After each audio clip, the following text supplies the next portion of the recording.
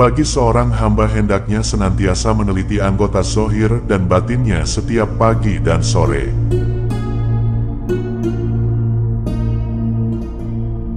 Apakah seluruh anggotanya telah menjaga peraturan-peraturan Allah Ta'ala atau apakah telah melanggarnya?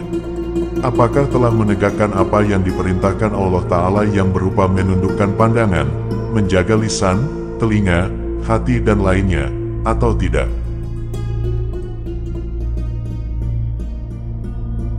Lalu apabila seorang hamba mendapati salah satu dari beberapa anggotanya telah berbuat taat, maka bersyukurlah kepada Allah Ta'ala dan jangan pernah beranggapan bahwa dirinya termasuk orang yang ahli dalam menjalankan ketaatan.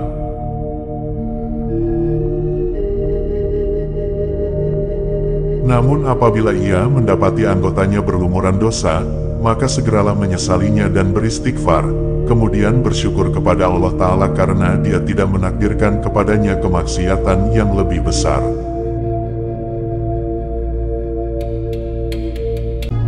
Dan tidak menyiksa anggota yang digunakan untuk bermaksiat dengan beberapa penyakit, luka, bisul dan borok.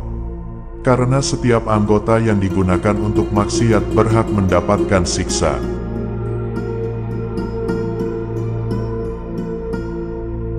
Ketahuilah hal itu wahai saudaraku, tetaplah bertaubat dan benci terhadap dunia karena mengikuti Allah Ta'ala, sebab Allah Ta'ala tidak pernah melihat pada dunia sejak Dia menciptakannya karena sangat benci terhadapnya.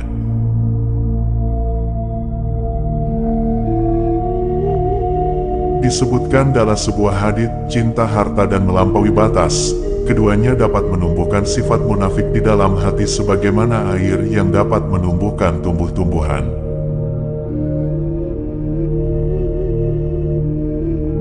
Dan Abu Abdillah Sufyan Ats-Tsauri rahimahullahu ta'ala berkata, sekiranya seorang hamba membaktikan diri kepada Allah Ta'ala dengan menjalankan segala perintahnya, hanya saja ia cinta dunia, maka pada hari kiamat kelak ia akan diumumkan di hadapan seluruh makhluk. Ingatlah bahwa Fulan bin Fulan ini adalah orang yang cinta pada apa yang dibenci Allah Al-Haq Subhanahu wa Ta'ala, maka hampir daging wajahnya jatuh berguguran.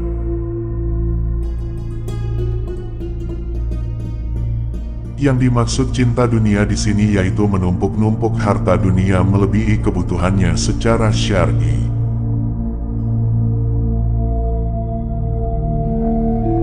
Abu Al-Hasan Ali bin Muzayin berkata, seandainya kalian mensucikan seseorang sehingga kalian menjadikannya orang yang paling benar, maka Allah Al-Haq Ta'ala tidak akan peduli dengannya manakala di dalam hatinya masih ada setitik rasa cinta dunia.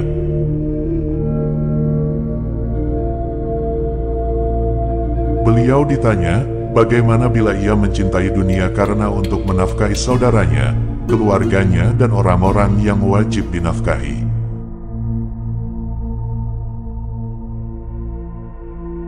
Abu Al-Hasan Ali bin Muzayin menjawab, hindarkanlah kami dari kesalahan ini.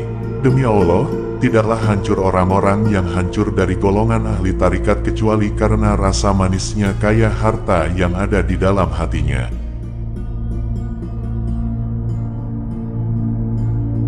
Demi Allah yang tidak ada Tuhan selain Dia, sungguh aku mengetahui orang yang kerasukan cinta terhadap harta dunia yang disalurkan atas dasar memenuhi hak-hak Allah Ta'ala, kemudian bersamaan dengan bebasnya tanggung jawab, harta dunia itu menjadi penghalang yang dapat memutuskan dirinya dari Allah Ta'ala.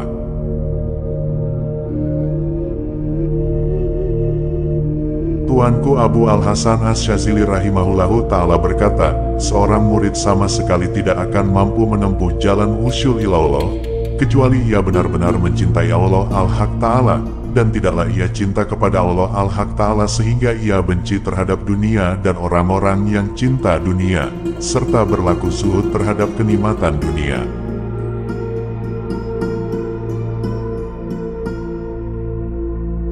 Beliau Abu Al-Hasan Asy-Syadzili rahimahullahu ta'ala juga berkata, Allah Al-Haq Ta'ala benci terhadap setiap murid penempuh jalan menuju Allah yang cinta dunia sesuai dengan besar dan kecilnya kecintaannya terhadap dunia.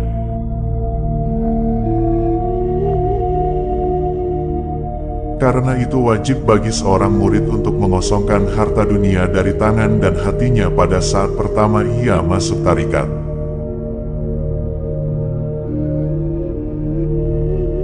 Bila mana ia memohon bimbingan kepada seorang guru atau dibayat, sedang di dalam hatinya masih ada rasa cinta terhadap dunia, maka tidak boleh tidak ia akan kembali ke asalnya dari mana ia datang, dan tertolak dari jalan menuju Allah.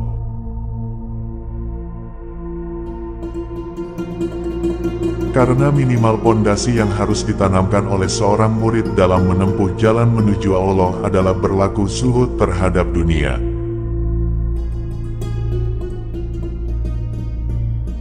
Barang siapa yang tidak berlaku zuhud terhadap dunia, maka ia tidak akan dapat menegakkan bangunan apapun di akhirat.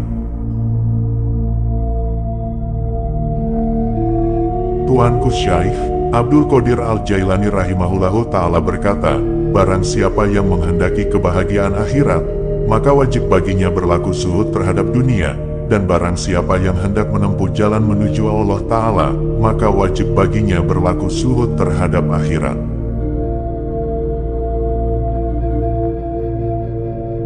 Abu Abdillah Al-Maghribi rahimahullahu ta'ala berkata, orang fakir harta dunia walaupun ia tidak mengamalkan suatu amal utama apapun, adalah lebih utama daripada mereka orang-orang yang ahli ibadah namun mereka masih ada rasa cinta terhadap dunia, bahkan seberat biji sawi, amal orang fakir, lebih utama daripada beberapa gunung, amal ahli dunia.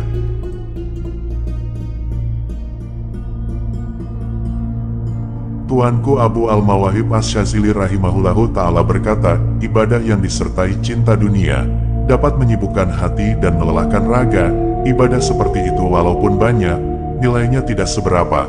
Ibadah seperti itu dianggap besar nilainya hanya menurut dugaan pelakunya saja. Ibadah seperti itu laksana gambar yang tidak memiliki ruh, bagaikan raga yang kosong tiada bernilai.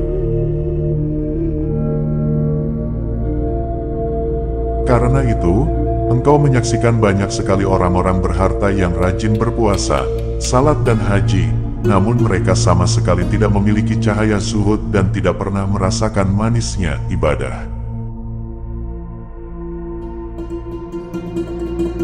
Hakikat zuhud yaitu menjauhkan hati dari merasa senang terhadap harta dunia, bukan berarti benar-benar mengosongkan tangan dari harta dunia.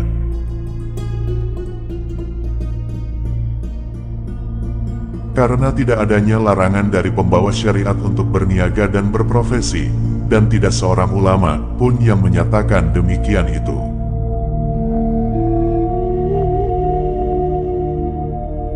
Hanya saja pada kalangan mayoritas sahabat dan tabi'in telah berlaku mengosongkan tangan dari dunia dengan tujuan agar jejak mereka diikuti oleh orang-orang yang terhalang dari bermusyahadah dengan orang-orang agung.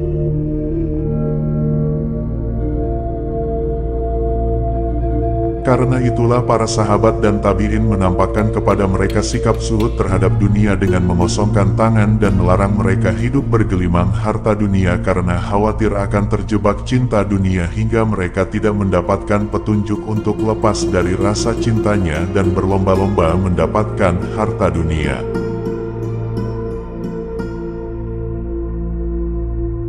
Sesungguhnya orang-orang yang sempurna tidak tersibukkan dari Allah Ta'ala oleh sesuatu pun perihal dunia maupun di akhirat, berbeda dengan orang awam.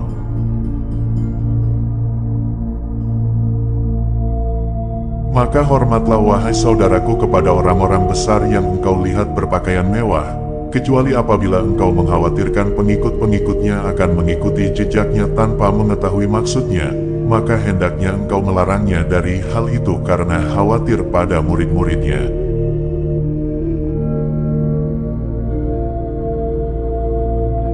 Atau engkau menyuruhnya untuk berkata pada murid-muridnya, janganlah kalian mengikutiku dalam masalah berpakaian mewah, pernikahan dan kendaraan, karena itu semua bukanlah untukmu saat ini.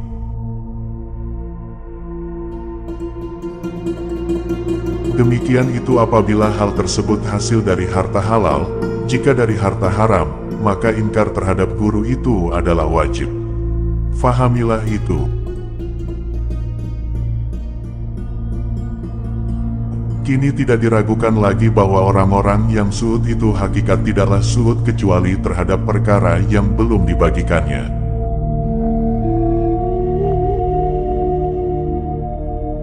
Sedangkan suhud dengan meninggalkan perkara yang telah dibagikan kepada mereka, maka suhudnya tidak sah.